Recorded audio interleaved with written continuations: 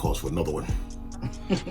All right, welcome back to another episode of Knicks Morning Koffee. All right, Joey. So we 5-3. Nobody thought we'd be here. So what we're gonna do today? I mean, the thing about a weekly show, the only thing is that for us, by the time we get to Friday, mostly everything has already been said. So what we mostly gonna focus on a little bit today is how we got here, and then where can we go from here. Okay. All right, y'all. So we're gonna jump the gun. So don't kill us or don't kill me. So anyway. Nah. Because everybody else be jumping the gun. I've seen everybody else apologize to Randall. Like, no, he owe us an apology. That's how I feel.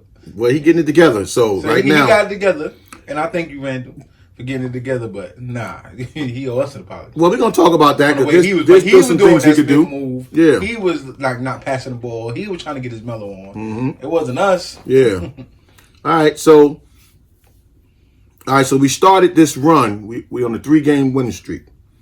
So we started this run beating the Pacers, right? So, what we won by? Well, we won by like 4 or something. We had to come back. Yeah, but we was winning, and then they came back, and then we came back again.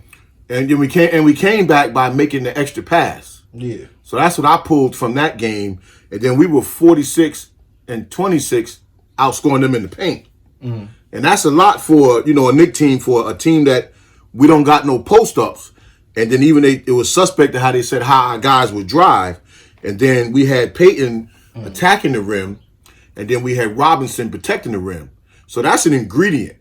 Like, we taking out the fact that even though we don't got real go-to guys, Tibbs put in a formula that guys is buying into. And then it's a role that people play. And then it seems like every game, even though Randall, for the most part, has been steady, another person or two will step up in their role to make these victories possible. And then we go down to, we play the Hawks, with their high-scoring offense. And, Barrett started showing that he could be that bulldog, that we all thought he could be, in spells in the game. And then Payton, he's starting to be steady at what he do. And then quickly came in and then just, turned it all around. Like, he came in and just changed the whole dynamic of the game. I think with Payton, like we've been saying for the past couple of weeks, is one, the Knicks didn't want you. You almost didn't come back. And then there's nobody looking like they was going to take your spot. And then all of a sudden he quickly comes off the bench. And Austin Rivers is day to day. So now you're like, damn, if I don't do good, not only the Knicks are going to get rid of me, no team's going to want me. So now in the back of your mind, now you got to play. It's almost like they talk about the Kentucky players, but it is a college atmosphere right now. Because we're young. If you're not playing good, you sitting down. Well, I mean, I read something yesterday though, that I think a lot of us believe that had they already gotten Austin, they would have never brought back Payton. But then I read something yesterday on some article saying that the way they were doing their, like, just because they still got $18 million left, and whatever something they was doing, if they would have thought they were still going to have the money, they would have paid them and kept them. But I think whoever they might have thought they were going to get, or whatever they was like finagling. But the article did say yesterday that they did right away had interest in keeping Payton. All right, so then we moved down to the Jazz game the other night. Now, mind you, these games, especially the last two, we're coming back from double-digit leads from the other team. Where in the past it just looks like we might throw in the towel. But Payton and Mitch, not so much as a combination, but as like a studying force. They doing their job. And then Randall, okay, there's a whole lot, and we're going to get back more into Randall. There's a whole lot to dissect from Randall's game. But, right now, he believes he can do it. So that's working right now. So, but we'll get more into that. And then Austin Rivers came in, again, with Payton playing good the other game, when Quigley went off. Payton was also playing good again when Rivers went off. And I think Payton probably was in there for his experience, even though Austin, just had gotten it going. something clicked in his head to say, hey, Yeah, I think he wants to. He was like, I'm here. I might own this team. Yeah, well, that's the thing. I think every day is going to be somebody different until they put them ingredients together. I don't know if he's like the oldest veteran on the team, but it almost seems like when you watch interviews, I think the last thing he said that I read was, he said, I've been on bad teams, and this is not a bad team by far. And it's almost like why, like everybody's actually kind of looking to him to see what he's gonna say. Like they almost respect his opinion on what the team is more so. And and he's also known for speaking his mind. Oh, okay. Like he ain't known for. I guess it's working because when you look on the court, I don't know if he was going this way, but with Austin and Quickly on the court, it's like getting into Elfrid Payton, like move out the way. Yeah. Like cut or like you see them pointing almost on their Draymond Green when he was jumping up and down talking about move. Yeah. That's what they're doing all game long. Like y'all need to move. Knox, get in your spot. Like you can see it on the court. It's like contagious again. Yeah, and you're right, because that could be the key too with Peyton, because in a way he is silently, like they're rubbing off on him, but in a way where they're telling people direction, Austin and Quigley, he's not saying it. Mm-hmm. He's just taking what y'all are doing. Like if Randall or Knox or somebody, whatever angle they're at when he coming down, but I tell you, when he starts going downhill, he's going downhill to score, and he's scoring.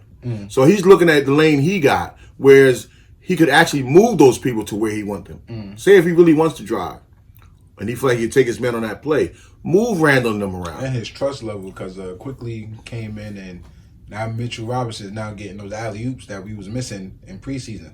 It's like, well, all of a sudden now he's getting those out and he's looking for it. Yeah. So that's I don't discredit Peyton for that. No. So Peyton will throw the alley. No, he'll throw the alley, but now they're throwing the alley the risky alley. They're throwing those now because now they know he'll go grab it. And that's all we've been saying is give Robinson the opportunity to even grow and do that kind of stuff. Because you notice they'll throw it wrong. He'll still stretch out. I'll be scared that he won't get hurt. But he'll still stretch out and try to go get it. With like a monster he did. Yeah, now, listen to this. So after not the last game, so after the Hawks game, the coach in his interview was saying that Robinson, we haven't seen the best of Robinson. Like when he say we, he mean we, the audience. Yeah. So it's the stuff that he's seeing in practice, which we feel that we know he can do. But what I was just hoping he would have elaborated on, and he didn't, is it the post up? What part of Robinson's game that you was talking about that we haven't seen? So are you going to dump it down into him more? Or is it the 3-point shooting? Yeah, which one of the two? I'm saying if it's something he says we've seen everything else from Robinson. There's only two other things that he could really add to his game. Like a post up, quick move to the basket counter. I take it. I think that's what it is because he showed signs of that when them last couple of dunks. Because I know it's not driving like Nerlens Noel unless Nerlens Noel taught him that and now he's doing it. Is he capable of doing it? Yeah, because he did it on the fast break. You know what I mean? But we've never seen him Euro step to the basket. And the opportunities are there. He doesn't even really look. And sometimes something in my heart be saying, know what, just take it and see what happens. Speaking of that, like they were talking about, Tyson Chandler. He'll take it if you give it to him. Yeah, but I think he's not taking it because obviously he spent so much time this summer shooting those threes, and they said it need to be work on it. But when you're all alone, to me, it's helping the defense or the offense rather if you take it. It doesn't have to be the three; it can just be the jump shot. If you take it, because you're in that situation sometimes when he's holding the ball and the guy goes here and the defense is too close, he'll bring it over this way, waiting for the guy to come. Just go to the basket and just shoot it. Like what's worse can happen is it bounce off the rim and you follow your shot. But obviously all that shooting he's been doing this summer, he'll be comfortable taking a shot once they tell him he could take it. And we're not looking for him to take 5 and 6 jumpers a game, but 2 or 3 that are available to you. I mean, I don't see why not. And we're a good offensive rebounding team. All right, so we're gonna shift gears on this one for a second because we gotta dive into this. So I'm watching Stephen A. Smith the other day, right? And then I gotta apologize to a lot of the other Knicks podcasts because the past week I've been busy. I haven't really been up on them. So so Stephen A. and Max is arguing about the Knicks and the Nets. You know, Stephen was gloating when the Knicks had lost those few games and the Knicks had won a few games. And then Max was bringing out that the Knicks, however well they're playing, can only be trying to play for the play-in games. You know, 8, 9, 8, 10. And that the Nets can only be playing for a championship. So, and then I just thought, it just makes you wonder that why do people always, and then now rightfully so, just the fact that the Knicks even get that much credit that they say now that we could play for a playing game. But why, with the formula Tibbs is putting in, and I'm going to ask this question, why can't we look past the play-in game? And I know I said last week and the week before, we're not even thinking about playoffs. But now you start thinking about what Tibbs is doing and what guys is buying in their role. I mean, getting better. They have to win as a team, but getting better in their role, how they're coming together. Why can't we maybe look to 6? Milwaukee's going to get better. They can't tell me that, this is early in the season, but like you always tell me, we're with the pack. It's not like we're far behind. We're with everybody else. So, and it's always the beginning of the season that's deciding whether you're going to get it together. This is not like the Lakers and they just not meshing well. No, these are a whole bunch of role players that's going to consistently do this every night. So what makes you think we just can't stay with the pack? Look, unless we get a stretch where we playing the Lakers, then Dallas, then... I know, but that's the reason why to have the goal for me to even bring this up is that I'm not even thinking about, because we had we still got a stretch coming up these next 3 or 4 games. And the last 3 or 4 was supposed to be a stretch. But I'm not even now so much looking at the opponent anymore. Because Tibbs put in the mantra of no quit and they believe, right? And he's going back to the old school where he's still teaching them the fundamentals of the defense, because remember Rivers said it's Tibbs' way or the highway. But on offense, he gives you the freedom, which is what he did in with the Bulls in their days. But he got them gearing to take away something from those star players. Like he's not just letting you, even if you start out doing it, he's not letting you just walk up how they used to do us in the past, other teams. Just walk into your plays and just have your way around it. He's constantly throwing defenses at you and throwing bodies at you to wear you down. And then even when we played the Hawks with Trey, all of a sudden all them cute jumpers he was doing early in the game, well, and they ain't look so cute. Now you kind of look silly taking them off balance shots. Not only that, I don't even think we didn't even have Ntilikina on the court. No, well, because and they still playing good defense. Because we playing a system defense. It's not so much we playing the individual. It's a system. So now teams can't just walk up in there every play. And you'll get away with it for a while because you're a pro athlete. But Tibbs eventually, because he calls timeout right away, and he's going to take them things from you. So he got them buying into a way where almost like when Pat Riley and them came, and then we had this, like he just brought this aura about him. Because remember, there was a lot of talk with Tibbs. He's being too hard, and he is, because look how he's playing and the way he's playing them guys. He's playing a rotation. A lot of minutes. Yeah, but he wear guys down. He's doing playoff rotation. Like, but that's all he ever know. That's his thing. Like it's like 6 players. Then but that brings me back to the point where like with Alfred Payton, like if you're not doing good, you're not coming really back in the game. He'll leave Austin Rivers and quickly out there the whole time. Think about that. Speaking on his defense, I think the defense is good because at some point we got to realize Nerlens Noel was hurt, so we didn't have no other center. Robinson was keeping his feet planted, staying out of foul trouble, and he was basically in there playing center the whole game. So for him to have to come out and get his rest, and we don't have a center, and we still play defense like we got a center out there, that says a lot. Yeah, I mean, the credit goes to Tibbs, but then we also got to remember he knows, because he came from Minnesota, when that Randall with the Pelicans was playing center. You know what I'm saying? So he's comfort in that when he throws Randall there. But again, it's just something special about this that make you say this is not a fluke. Yeah, they're gonna lose some games, and again, staying with the pack until you get it together. Like stay 500, stay a game or two above 500, stay a game under 500. That's gonna be staying with the pack. Listen, In a lot of those times. As long as the Knicks know, because we gotta bring up somebody, and I'm gonna bring him up. Go ahead. Because we bomb on Randall, and I'm gonna bomb on him too. Uh-oh. What's Reggie Bullock? Now, last game, I screamed out loud. That's what you get paid for. He was down like 3 or something like that. He hit his 3. Now we up 3, and you know what I mean. So do what you get paid for. Everybody else is doing what they get paid for. Yeah, Barrett don't hit his 3s, but so what? We don't pay him for that. We pay him to get to the hole, right? Austin Rivers, whatever we paying him for, get that man what he need. Like. Randall doing what he get paid for. We bomb on Randall, he doing what he get paid for. Mitchell, everybody's doing what they get paid for except you. And for great, like, we don't set no screens, we don't get him a play, cool. But the way Burke and them, all the shooters is getting their shot off, you need to shoot. Now, mind you, when them guys come back, now we see that Tibbs is staying with that tight rotation, right? And overplaying guys maybe some minutes. Because we're 1-2, Barrett and Randall 1-2 in the league. Minutes played. So even though you still got them other guys on the bench, I don't think he would have probably did that if Burt, Obi, and who else is missing? If they were there. But Dennis Smith Jr. is missing, but I don't think he was going to play. Nah, listen. All right, let's just throw that in about Dennis Smith Jr. right quick. Orlando just lost Markelle Fultz. Right? So they wanted DSJ before.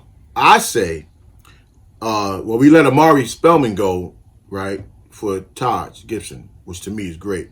But I say even, let's take DSJ, see if they will still take him, even for a second round pick. Right? And then clear that space and still bring in Tyson Chandler.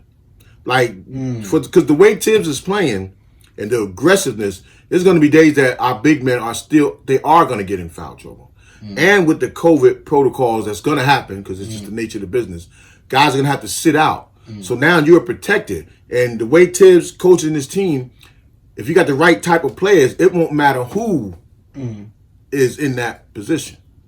Because Mitch said himself, Tibbs, they teaching me how to keep my arms down, when he's moving into position. Because he already know how to block shots. And he's already a left-hand shot blocker, which when you block with your left hand, it takes your body away from the player. This is why he blocks so many shots. So you can bring in also a Tyson Chandler, somebody, they'll play the same way. And then you're not gonna miss a beat. Because this run that they can go on, you put a few more people on that bench that can help you. You can keep this thing moving way into the season. And cut him a break, like, just put him on the bench. Like, you ain't even got to try to get him in rotation. Even if he's going to be better than both of them, just put him on the bench. Who's that? Chandler? Yeah. Well, he'll understand that. Yeah, he's old. He'll know he can come in and get some minutes. Now, if we do get into the playoffs... It's insurance policy anyway. So like, now, if we do get into the playoffs, I was just thinking about... Because Rondo's hurt again, right? It's almost like you don't even need Rondo to the playoffs. So at some point, you got to realize some of these players, maybe they just got to chill because they're going to give it their all when it matters. Well, he says be ready. His thing is, even if you don't play, as far as coach, to the guys on the bench, be ready. Now, for some of the guys on the bench... Who said that, Tibbs? Yeah. But that's what they all say. But like, be ready. Well, I mean, it's just a matter of how sour will them guys be. That's why you at least got to... If you can try to move DSJ now, you can move him. So if you could move him now, because the cancer will start trickling through the team. And see, y'all, when we talking about playoffs, I think we're allowed to jump because we're not just saying right now in playoffs. We're trying to say, how can we get to the playoffs? What can we do? Because let's just go back to, let's look at our roster. See, and I wish non-Knick fans would be in the chat because... No, but Knicks fans feel like don't even talk about it. Yeah, so don't even talk about it, but then they could bring up Miami. I'm talking about it. Yeah, I'll talk about it. For a long time. So we could bring up Miami and Jimmy Butler all of a sudden. So what happened if Randall was our Jimmy Butler? What happened if Austin Rivers is our Jimmy Butler? Jimmy Butler wasn't no superstar, two-way slashing, you know what I mean? Like, that wasn't even a thought until he brung Miami. And for granted, it was the bubble, but everywhere he go, y'all talk about Jimmy Butler going to turn it around. So while one play on the Knicks just can't turn it around without the star. Look, in the past, we're 5-3. The past 4 or 5 years right now, we'd be 0-6 or 0-8 and 1-7, right? Yeah. So, and even with this team right now, we could be 6-2, we could be 4-4. But this team, the way they're playing, but even those still put you right with the pack. You know, either way. So we can. It's not even a dream anymore. If Tibbs is not going to let off the gas, we know he'll burn them guys out before he let off the gas. So if you bring in enough other guys, with the way this team has no quit in them, and the way that they starting to believe, right? Because it gets contagious when your guards, Rivers, or now let's just say Quivers, how they believe. Like you can't tell them nothing about when I get on the court, this is what I'm going to do. And then that gets infectious to the rest of the players. And then you throw that in with the way that Tibbs is coaching the team. As soon as there's a mistake, he calling timeout. And you can see him berate guys when they walk into the bench. It ain't like no kumbaya. And they're looking at the bench. In their ass. Yeah. So the way, like, forget about who we going to play now. Because they proved that, and we can maybe exclude somebody like the Lakers or so, but the Knicks are proving that we can stay with and come back on a good team, and not just always how it used to be fight to get the lead, that moral victory. No, we taking the lead. You know what I'm saying? Besides our new players, let's not forget, a lot of the players that we pick up, they would kill us on their team. So we got a whole bunch of players that will kill everybody else when they was playing. Look. You know what I mean? Maybe not Austin Rivers. Like I'm just not up on what he was doing to other teams, but everybody else was killing us. Well, I was telling somebody yesterday about when they was praising Austin Rivers. See, and there's a reason why too he chose the Knicks, because on all his other teams, and everybody knew what he did at Duke for that 1 year, right? High profile player, but every team he was on had superstar guards. I mean, just go back to the Clippers. He was there with Chris Paul. Washington, he's there with Wall and Bill. Houston, he's there with Harden and Russ. So you're not going to get the opportunity. Now, mind you, on another team, he don't get to do this 4 in a row, because every shot took 8, 9, 10 dribbles to set his man up. You're not going to get that 4 times in a row on a team with another superstar. 1, 2 dribbles, you ain't open, you got to give it back to Harden. 1 dribble, you're not open, you got to give it back to Wall. And let's bring up the pass, because I'm petty. I remember when Jeremy Lin was doing this. That joint got shut down 3rd game.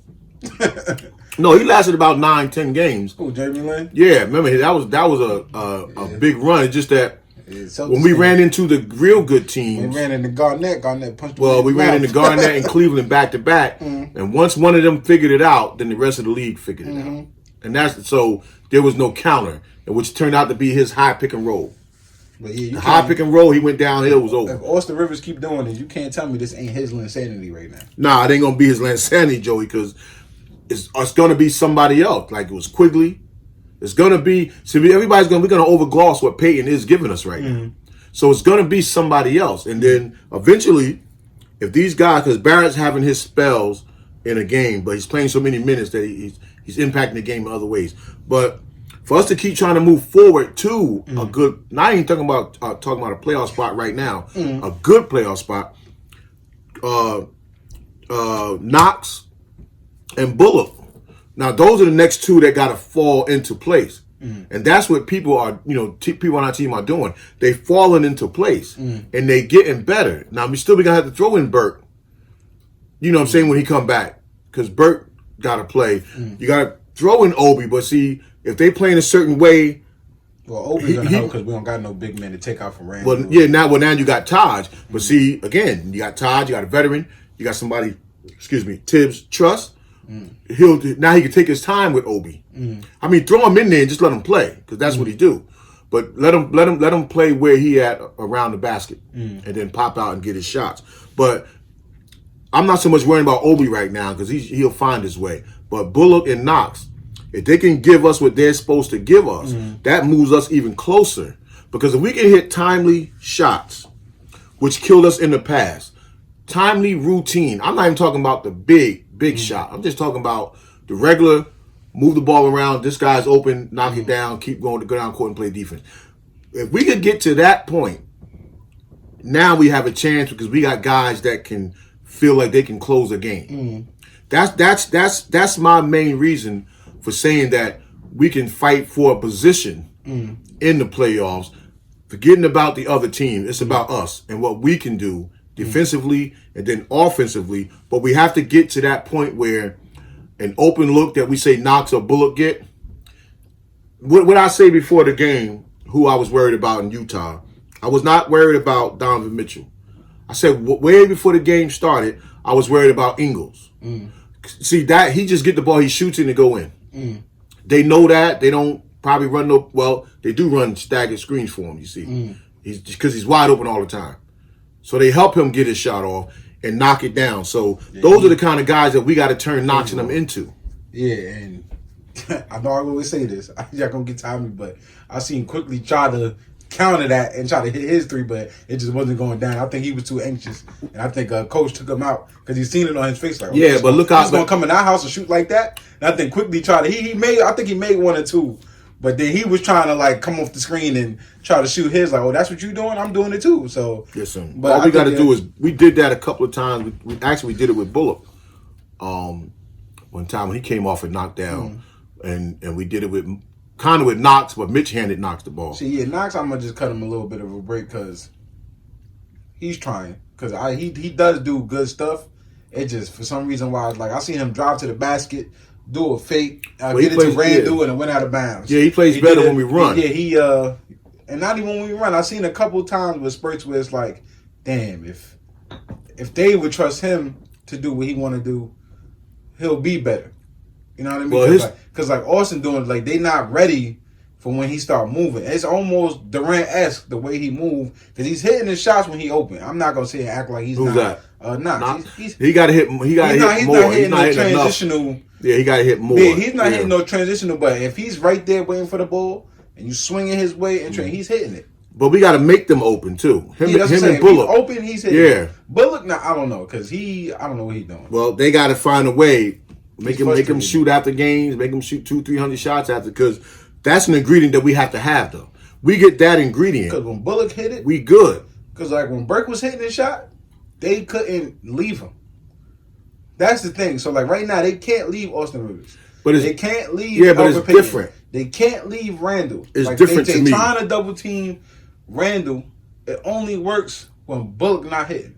When Knox not hitting. But that's why I'm saying that when you're talking about Austin and Burke, they can create their own shot. And a lot of their threes too come off of them setting themselves up for a shot. But we're talking about that wide open swing shot when you just standing there in the course of games that everybody get that they knock those down, those two guys.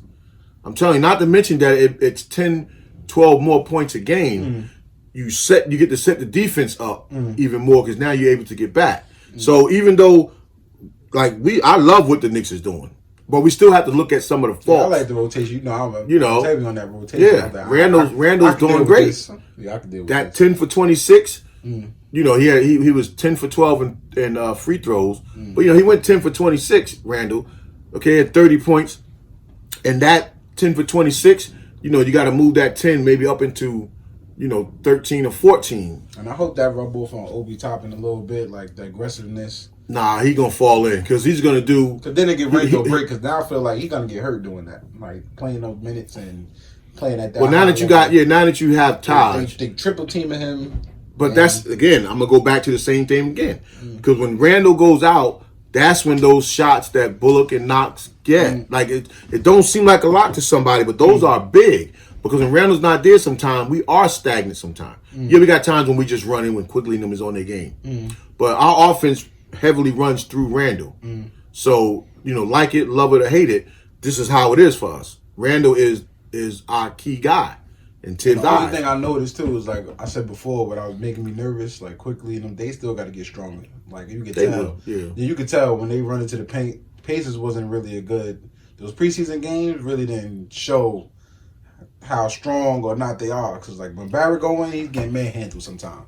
Quickly, you can see now when he come off them screens, they not playing with him. They're like, yeah, we not gonna let you just get out and open like that. Maybe because he was hurt and he just got to find his little way back. But it's like some of them, like Knox, he probably need to get a little bit more. Bigger. We got to look at driving kicks though. Our guards, a lot of them when they drive to the hole, they driving to score. And I think they need to go back. If any of the Knicks watching, go back to the drawing board with their layups, because now they trying to do that little scoop layup that LaMelo Ball doing. Yeah, it's like they all the rookies is doing that. Like I don't know. I mean, listen, I play ball. I don't know what that is. I felt like you would have had me do all my layups over for that. Jelly. That's jelly. That's what that is. Nah, that's not jelly. I don't know what that is. They going up strong, but then they doing the soft off the basket layup in traffic. I don't know. High off the backboard, like you would say, and go up strong and finish strong. Like all that little pretty stuff that they trying to do.